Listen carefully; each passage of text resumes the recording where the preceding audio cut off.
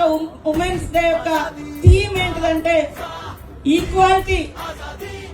There is no discrimination within women and men, all are equal in the society అనేటువంటి theme కోసం మరి మనం చేస్తా ఉన్నాం.